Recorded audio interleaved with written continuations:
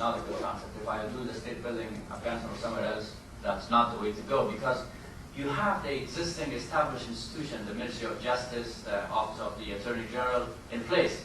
You come up and create a small commission, high-paid legal experts. The whole bureaucracy in that big system, they work against these guys who are part of the Judicial Commission. And the Judicial Commission, knowing this is a temporary assignment, they're not going to move things very hard, because they are looking also for a future for themselves, to be in the Constitutional Court or the Supreme Court or somewhere else. So the way that should have been done from the very beginning, you have to invest and reform the existing institution, not create parallel structures. So that's why we are lagging behind on that. Equally important is I was graduated from law school in Kabul, and when I was in Kabul working for the Office of the President, I went back and also teaching at the university, Kabul University. Just the level of knowledge of the students, you couldn't compare it. When I was a student in Kabul University, we had professors teaching in French, and we were able to understand and absorb that. And there was that capacity and things. And the curriculum was not very different from curriculum in a good university in Europe, but now it's very low. And you cannot improve that law school unless you improve the school. And you cannot, if you don't have a good law school, you cannot produce a good judge. You cannot cannot import judges. You can bring soldiers, but you cannot bring judges or prosecutors. So this has to be built nationally and locally. And the issue of corruption, it's lack of capacity. It's low payment. Low payment. When you pay someone $40 as a police officer, I'm not saying that he will become corrupt because he's not paid enough. No. If you're an ethical person, doesn't matter how much you pay, then you're not going to be corrupt. But if you pay $40 to a police officer to fight Al-Qaeda, to fight narco-traffickers and warlords and the like, this guy must be crazy to enlist for this job, unless he has an ill intention.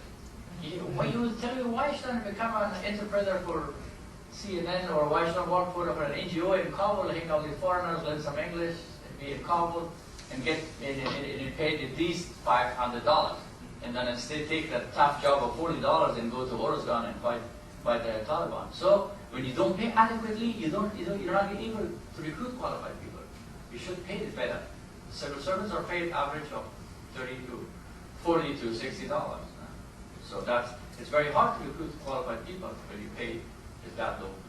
Salaries should be improved. What makes a problem of corruption even worse in Afghanistan is also the infusion of the money coming from narcotics.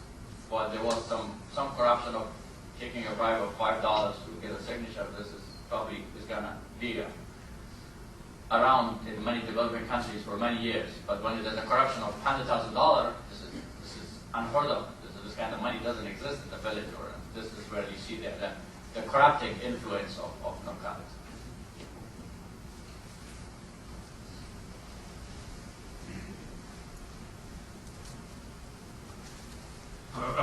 Stan Byers with the Global Fairness Initiative.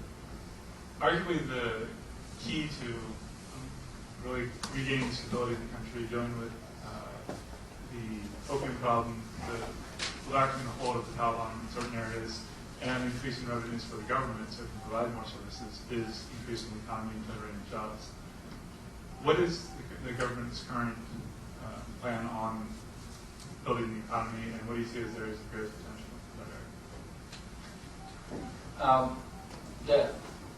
The Constitution of Afghanistan clearly indicates that free market economy is the basis of building Afghanistan. The government is trying to extract itself from all these state enterprises, and the way there was this, more or less the Soviet system, that the government has its hand in everything, and everything doesn't function because the government has its hand. So we are trying to extract ourselves and let the private sector take the lead in economic growth.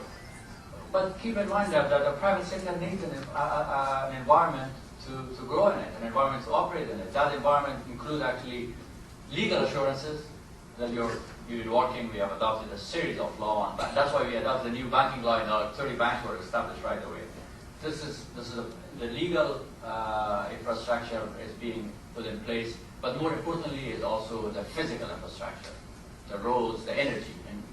And it's hard to convince someone to put up a textile factory in Afghanistan if he has to run it at a factory on a generator. You're not going to be able to compete with China or someone else. It's going to be way too. So we have to build the infrastructure for them to be able to operate.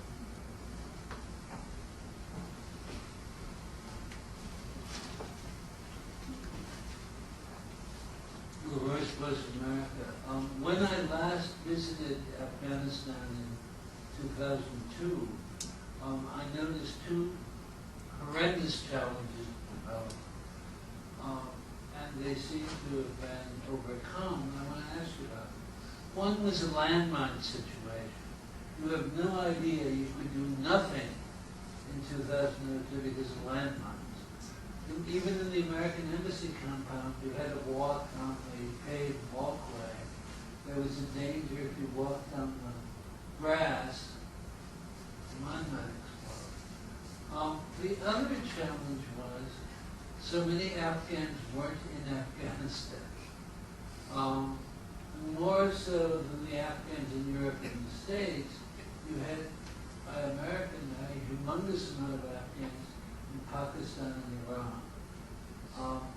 How have these two challenges been addressed? Okay, third challenge too, is you have to have a banking system. Yeah, that's true. You have to bring cash. Everything was cash. If the American reporter was going to Afghanistan, he had to have $3,000 cash. That's all, because only dollars were recognized. So, I think it helps to understand what the ambassador is talking about, to realize they started from -0. Right? The situation was really bad. But I'm interested about landmines and my refugees. Thank you very much. Bill Royce is truly an expert on the region and the area. He's been a veteran reporter for Voice of America, know Afghanistan, Iran, and the region very well. And thank you very much for coming here. I appreciate that. Landmine is, Mr. Royce have indicated, right after the establishment of the new government, the statistics indicated that there were 8 either mines or armed exploded ordnance for each Afghan in the country, just in case one of them missed. So today still 60 people are losing either life or a limb in a month in Afghanistan to landmine.